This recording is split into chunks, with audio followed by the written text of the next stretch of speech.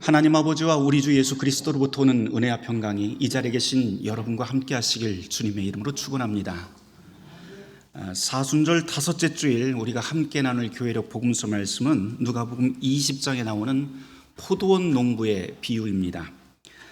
이 비유는 예수님이 예루살렘 성전에 들어가서 대제사장들과 서기관 그리고 성전을 찾아온 많은 사람들 앞에서 들려주신 비유의 말씀이지요. 그 내용 이미 우리가 복음서 말씀을 읽었지만 조금 더 짧게 여러분에게 소개를 하겠습니다. 어떤 사람이 포도원을 만듭니다. 그런 다음에 농부들에게 맡기고 멀리 떠나게 되죠. 열매를 거둘 때가 되자 주인이 종들을 보내서 소출의 일부를 받으려고 합니다. 하지만 종들은 그 종을 때리고 욕하면서 빈손으로 돌려보냅니다. 2번, 3번에 걸쳐서 계속 그렇게 하죠. 주인이 꾹 참습니다. 그렇지만 결과는 매번 같았고요. 그래서 맨 마지막에 이 주인이 생각하기를 내 아들을 보내면 좀 낫지 않을까라고 생각을 해서 그런 기대를 품고 아들을 이 포도원에 보내게 됩니다. 그 결과는 어떻게 되나요? 주인의 기대와는 달리 농부들은 아들을 포도원 밖으로 끌어내서 죽여버립니다. 농부들의 속셈은 분명하죠. 이 포도원을 통째로 차지하려고 하는 그런 마음이었습니다. 이 이야기를 예수님께서 들려주신 다음에 맨 마지막에 이 이야기의 결론까지도 들려주십니다.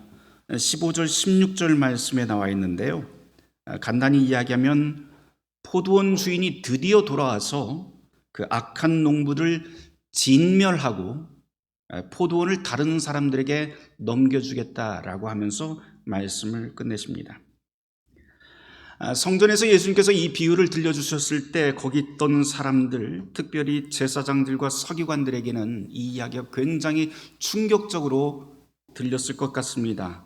왜냐하면 구약 성경에서 포도원은 이스라엘을 상징하는 이미지로 자주 등장하고요.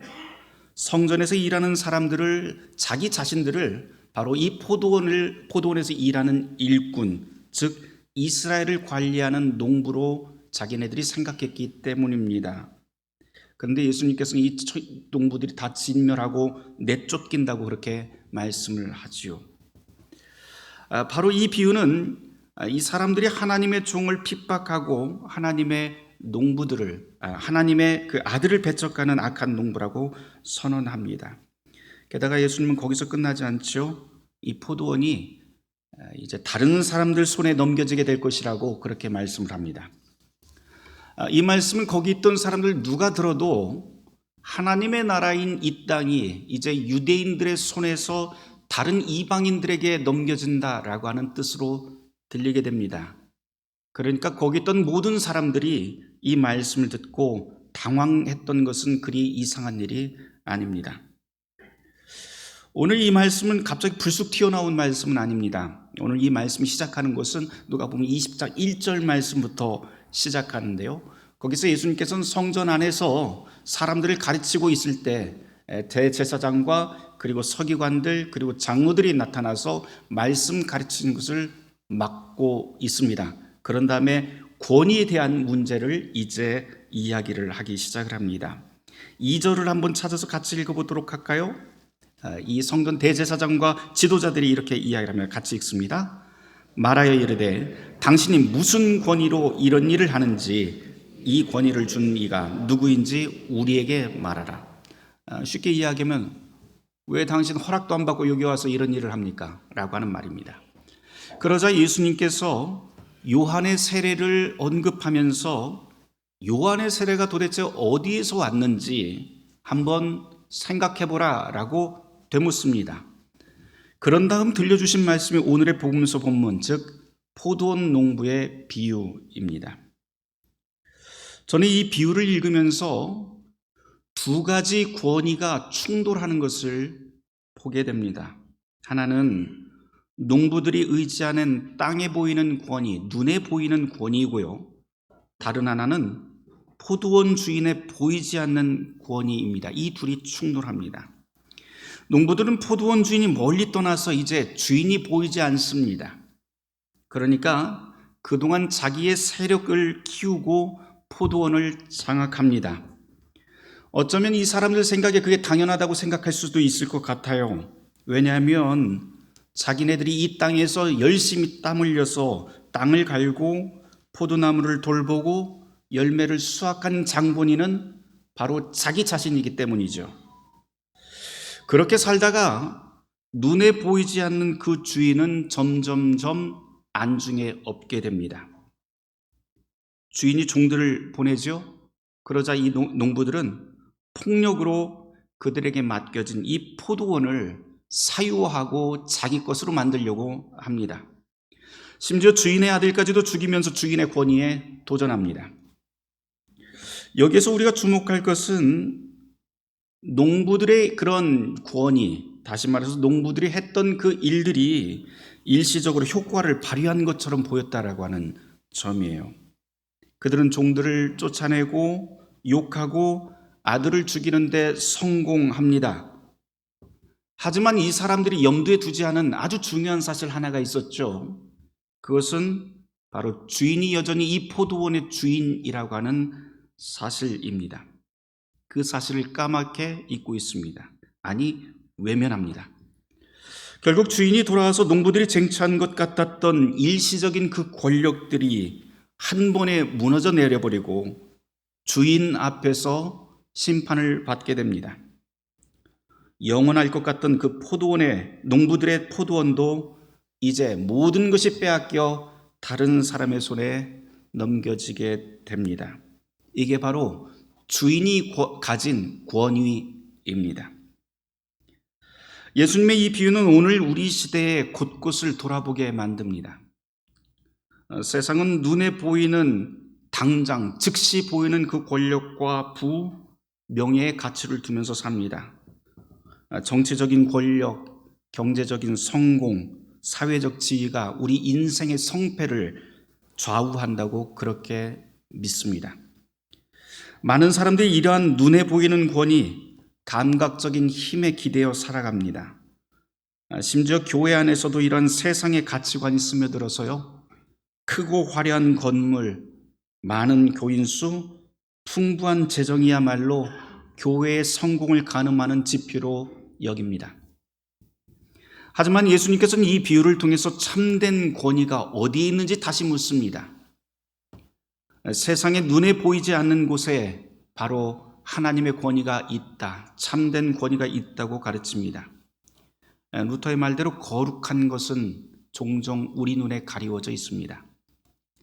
이 포도원의 진정한 주인은 언뜻 보기에는 멀리 떠나 있고 아무런 영향력도 행사하지 않는 것 같지만 실제로는 여전히 보이지 않는 곳에서도 그 영향력을 행사하는 주인입니다. 그 주인이 때가 되어 돌아와 심판하고 포도원을 합당한 사람들에게 넘겨주게 됩니다. 이처럼 하나님의 권위도 우리의 눈에는 당장 보이는 것 같지 않지만 결국 우리의 모든 것들을 결정하는 힘이 있습니다. 오늘 이 말씀을 우리 자신과 우리의 삶에 대입해 볼 만합니다. 우리는 늘 살아가면서 우리가 살아가고 있는 이 땅, 자연, 그리고 우리의 가족, 직장, 그리고 우리의 나라를 하나님이 주셨다고 우리는 그렇게 고백을 합니다. 매주 예배 때마다 주 하나님 지으신 모든 세계 모든 것이 다 하나님의 선물입니다 라고 입으로는 찬양합니다. 하지만 우리 실제 삶은 어떤가요?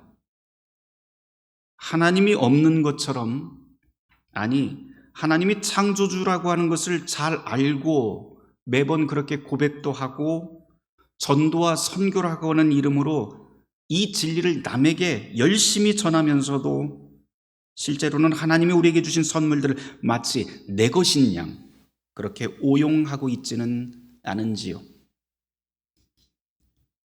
오늘 말씀을 읽으면서 또 마음에 걸리는 구절이 하나가 더 있습니다. 지난 수요일 저녁에 우리가 수요일 저녁마다 이제 줌으로 같이 성경을 묵상을 하는데요. 이번 주 주일 복음서 본문으로 함께 교인들과 묵상을 하는데 한 집사님이 이런 말씀을 하시더라고요. 돌아가면서 쭉 이야기를 하는데 예수님이 이 비유를 들려주시면서 심판을 말씀하시는데 가만 보니까 16절에 어떤 사람들은 뭐라고 이야기하면 그렇게 되지 말지어다. 그러니까 주인이 모든 것을 다 진멸하고 다른 사람에게 넘겨준다고 하니까 거기 있던 사람들의 일부는 뭐라고 이야기하면 그렇게 되면 안 되지요 라고 하는데, 그러면서 두려움과 경외심으로 자신의 삶을 돌이키는 사람도 있는데, 똑같은 자리에서 똑같은 말씀을 듣는데도 19절 말씀을 보니까 거기에는 분을 품으면서 예수를 잡아 죽이려고 하는 사람이 보인다라고 그렇게 말씀을 하시더라고요. 그러면서 우리도 그런 것 같아요 라고 그런 말씀을 합니다.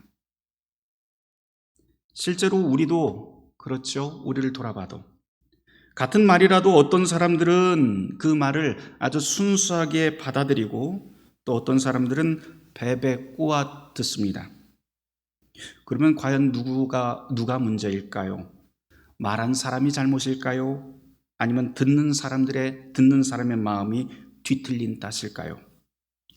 그러고 보면 오늘 복음서 말씀은 단순히 당시 유대 지도자들만을 겨냥한 것이 아니라 오늘 이 순간 오늘을 살아가고 있는 우리 각자의 마음 상태가 어떤 것인지도 비추는 거울로 읽힙니다. 여러분은 어떠신가요? 복음서 말씀 조금 더 보도록 하죠. 이 비유 끝에 예수님이 이런 말씀을 하십니다. 누가복음 20장 17절 18절 말씀 함께 찾아서 같이 한 목소리 같이 읽어보도록 하죠. 17절 18절 말씀입니다. 그들을 보시며 이르시되 그러면 기록된 바 건축자들의 버린 돌이 모퉁이의 머릿돌이 되었느니라 함이 어찌미냐. 무릇 이 돌 위에 떨어지진 않은 깨어지겠고 이 돌이 사람 위에 떨어지면 그를 가루로 만들어 흩으리라 하시니라. 여기 나와 있는 이 건축자의 돌이라고 하는 것은 앞서 예수님께서 비유로 말씀하실 때 포도원 밖으로 쫓겨나 죽임당한 예수 그리스도를 뜻하는 것이 분명합니다. 특별히 이 버린 돌이라고 하는 이 표현은요, 세상의 권위와 하나님의 권위를 현실적으로 대조하는 것으로 보입니다. 건축자들, 즉 유대인의 당시 종교 지도자들과 당시 권력자들은 자기들의 지식, 경험, 그 힘에 근거해서 예수님을 쓸데없는 사람으로 취급합니다. 쓸데없는 돌, 그러니 밖으로 버려버리는 것이죠. 이 사람들 눈에 예수님은 그저 권위 없는 갈릴리 출신의 평범한 목수였고 자기네들의 종교 체계를 위협하는 그런 존재로밖에 보이지 않습니다. 하지만 하나님께서는 그 버려진 돌을 택하셔서 구원의 모퉁이 돌, 곧 모든 건물을 지탱하는 반석으로 삼으십니다. 건축자가 버린 돌이 모퉁이 돌이 된다라고 하는 말 다음에 진짜로 난해한 구절이 이제 튀어나옵니다. 그 다음 구절이 어떻게 되냐면 무릇 이 돌 위에 떨어지는 자는 깨어지겠고 이 돌이 사람 위에 떨어지면 그를 가루로 흩으리라. 언뜻 보면 이 말씀은 분명히 심판의 말씀으로 들립니다. 맞아요. 심판의 말씀 맞죠? 이 돌과 만나게 되면 다 깨져버립니다. 다 부서져 버립니다. 그런데 또 달리 읽어보면 이 구절은 또한 복음의 말씀으로도 들립니다. 돌 위에 떨어지거나 돌이 사람에 떨어진다라고 하는 것은 그리스도를 운명적으로 만나는 그 만남을 뜻하고, 그렇게 그리스도 예수를 만나면 그동안 자기 자신을 감싸고 있었던 두꺼운 교만, 자기의가 깨지고 완전히 새로운 존재로 거듭나게 됩니다. 그리스도 안에서 자유인으로 완전히 새롭게 거듭나는 것이죠. 그러니 마치 이것은 단순히 깨어지는 파괴가 아니라 재창조라고 할 만합니다. 마치 씨앗이 땅에 떨어져서 껍질이 깨지고 새로운 생명이 움트듯 그리스도와 만나는 사람은 그리스도의 만남은 우리를 자유와 생명으로 이끄는 구원의 복음이 됩니다. 라고 하는 뜻으로 18절 말씀이 읽힙니다. 그렇게 읽어보면요, 오늘 이 말씀은 바로 우리의 운명을 바꾸는 하나님의 힘이라고 하는 주제로 다시 읽을 수 있지 않을까 싶습니다. 세상에서 버려진 돌이, 그리고 하나님의 손에서는 그 버려진 것들이 가장 중요한 돌이 됩니다. 세상의 눈으로 보이기는 무가치해 보이는 것이 하나님의 손 안에 들어갈 때는 가장 가치 있는 존재가 됩니다. 이게 바로 십자가 복음의 비밀이죠. 십자가에 달려서 모든 것을 잃은 것으로 보이던 예수님이 죽음을 이기는 힘을 보여주십니다. 이게 바로 하나님의 방식입니다. 하나님은 세상의 지혜를 거스르는 방식으로 세상에서 버려진 것을 통해서 구원의 역사를 이루십니다. 세상이 무시하는 것을 들어 높이시고 세상이 높이는 것을 낮추십니다. 그렇게 본다면 오늘 우리가 교회력 말씀으로 시편, 구약, 사도서관 그리고 복음서를 읽었는데요. 다 똑같은 메시지로 하나의 주제로 다 관통하는 것 같이 또 읽어 내려갈 수가 있을 것 같아요. 오늘 시편이 126편이었죠. 오늘 시편 126편 1절이 이렇게 시작을 합니다. 여호와께서 시온의 포로를 돌려보내실 때에 우리가 꿈꾸는 것 같았도다. 이 구절은 우리가 잘 알듯 이스라엘 백성이 그 바벨론 포로에서 고향으로 돌아오는 그 장면을 떠올리게 만듭니다. 그런데 아주 특이한 것은요, 여기에 시온의 포로를 돌려보낸다라고 하는 이 구절이 사실은 이스라엘 사람들의 관용구라고 그래요. 무슨 뜻이 있냐면 운명을 바꾼다라고 하는 관용구라고 합니다. 그렇다면 이 시편 126편 1절을 완전히 다른 방식으로 또 읽을 수가 있을 것 같아요. 무슨 뜻이에요? 하나님이 우리의 운명을 바꾸신다. 하나님이 우리의 운명을 바꾸실 때 우리는 정말 꿈꾸는 것 같습니다. 라고 하는 그런 찬송으로 우리는 읽을 수가 있습니다. 그래서 시편 126편의 시인은 하나님이 우리의 운명을 바꾸는 것을 그렇게 감격하면서 노래하고요. 그 때문에 그 밑에 보면 울며 씨를 뿌리러 나간 사람이 기쁨으로 단을 거둔다라고 하는 완전히 운명이 바뀌는 이야기들을 계속해서 노래합니다. 누구 때문에 이 운명이 바뀌었나요? 바로 하나님 때문에 이 백성들의 운명이 바뀌었다라고 고백합니다. 구약의 말씀을 읽은 이사야 43장도 한번 여러분들이 나중에 한번 찾아보세요. 거기서 하나님이 당신의 백성들에게 이사야의 입을 통해서 이렇게 선언합니다. 너희는 이전 일을 기억하지 말라. 보라, 내가 새 일을 행하리라. 그러면서 쭉 설명 나오는 것을 보면은요, 광야에 길을 내고 사막에 강을 내시는 하나님이 당신의 백성이 바로 막다른 운명에 처했을 때 새로운 길을 열어주신다고 하는 것을 이사야 선지자의 입을 통해서 우리에게 읽어주십니다. 이 말씀은 과거의 실패와 그리고 상처 그런 곳에 얽매이지 말고 오늘 현실의 그런 아픔 가운데서 절망에 빠지지 말고 하나님의 새 창조를 바라보려고 하는 구원이 있는 하나님의 초대장으로 우리는 이 구약의 말씀을 다시 읽을 수가 있습니다. 사도서관으로 읽은 빌립보서 3장은요, 좀 더 생생한 목소리를 우리가 들을 수 있어요. 사도 바울은 이 빌립보서 3장에서 가장 고상한 지식을 뭐라고 이야기를 해요? 바로 내가 그리스도 예수 내 주를 아는 지식이야말로 가장 고상한 지식이다라고 그렇게 고백을 합니다. 그러면서 뭐라고 하냐면 이제껏 내가 알던 모든 것들 모든 지식이 바로 배설물이다 라고 하는 것을 고백합니다. 사실 사도 바울은 한때 아주 잘 나가던 유대교 엘리트였죠. 로마 시민권자로서 정치적 특권을 누리던 인물이기도 합니다. 그런 바울이 다메섹 도상에서 그리스도를 만나자마자 이제껏 최고의 가치로 여겼던 세상의 모든 권위가 똥에 불과하다는 것을 거기서 깨닫게 됩니다. 그가 발견한 것은 비록 세상에 아직도 감춰져 있지만 비할 바 없이 강력한 하나님의 권위라고 하는 것을 말하게 됩니다. 이 권위가 그의 운명을 완전히 바꾸어 버립니다. 오늘 우리가 함께 읽은 이 교회력 말씀들은 이렇게 모두 다 한 가지 진리를 우리에게 가르칩니다. 하나님은 우리의 과거와 현재 그리고 미래를 주관하시고 우리의 운명을 선하게 바꾸는 권위 있는 분이라고 하는 그 메시지를 우리에게 들려줍니다. 그런데 문제가 있어요. 이 하나님의 권위는 세상에서 화려하게 드러나지 않는다라고 하는 사실입니다. 마치 밭에 감추인 보화처럼 말이지요. 우리가 늘상 그 하나님의 보화 가운데서 하나님의 진리와 하나님의 권위와 하나님의 통치 가운데 살아가면서도 우리는 과연 하나님이 우리 가운데 있는지를 잊고 살아갑니다. 그래서 주님께서는 늘 그렇게 말씀하셨던 것 같아요. 들을 귀 있는 자는 들으라 라고 말입니다. 예수님이 바로 그런 분이시죠. 주님은 왕이 아니라 구유에 누운 아기로 태어나셨습니다.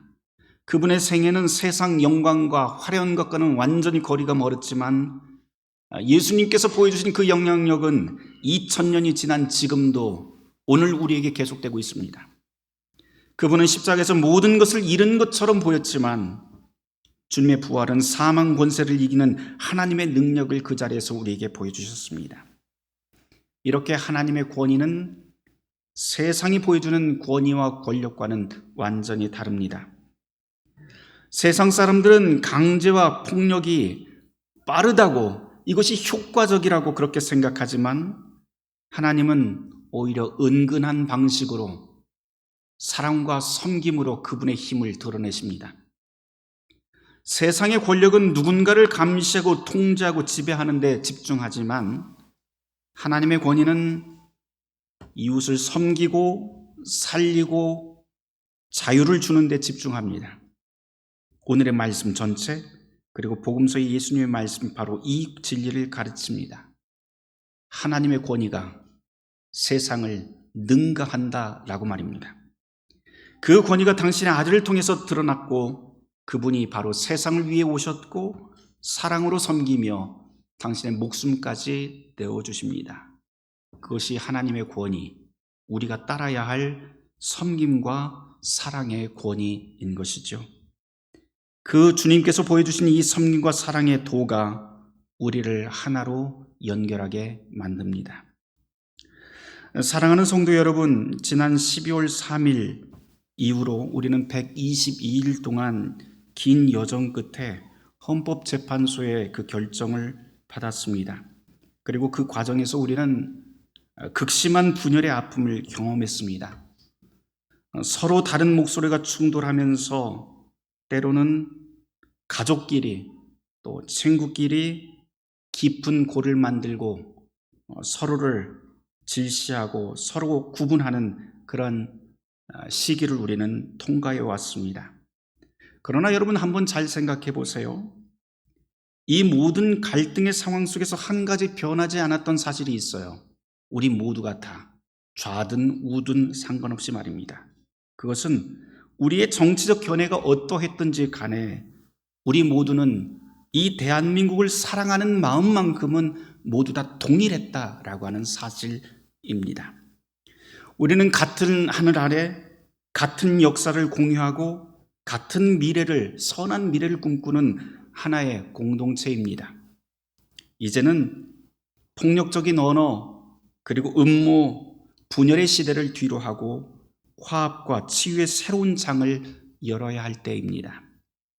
적어도 교회라면 하나님께서 우리에게 보여주신 그 길대로 바로 그리스도의 섬김과 사랑의 정신을 담은 그 등불을 가지고 이 땅을 살아가야 되지 않을까요?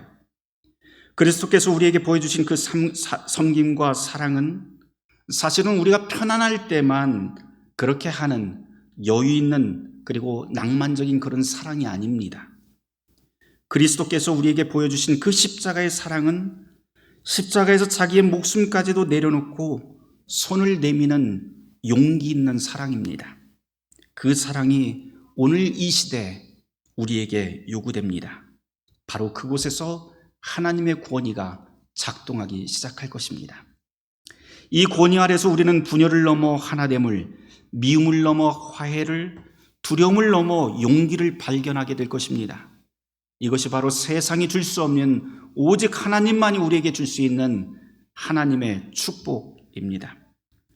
사랑하는 성도 여러분, 바라기는 섬김과 사랑이라고 하는 이 그리스도의 정신으로 한 사람씩 그리고 한 가정씩 그리고 마침내 우리의 나라와 우리의 사회 곳곳이 변화되는 거룩한 시대의 물꼬가 바로 이 교회로부터 시작되기를 간절히 바랍니다. 이 축복이 저와 여러분, 그리고 이 땅의 교회, 그리고 우리의 대한민국 위에 넘치기를 간절히 축원합니다. 모든 지각에 뛰어난 하나님의 평강이 그리스도 예수 안에서 우리의 마음과 생각을 지키실 것입니다. 함께 오늘 말씀 묵상하며 기도하도록 하겠습니다.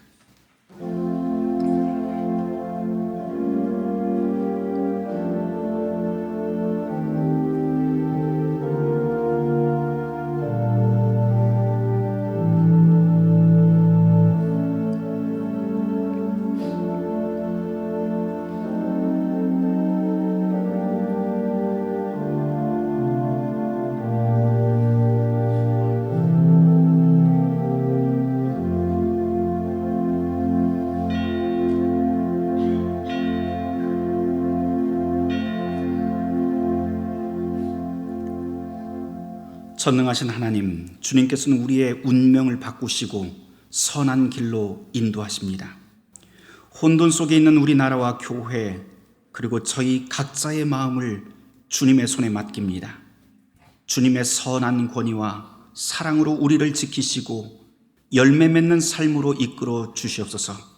예수 그리스도의 이름으로 기도드렸습니다.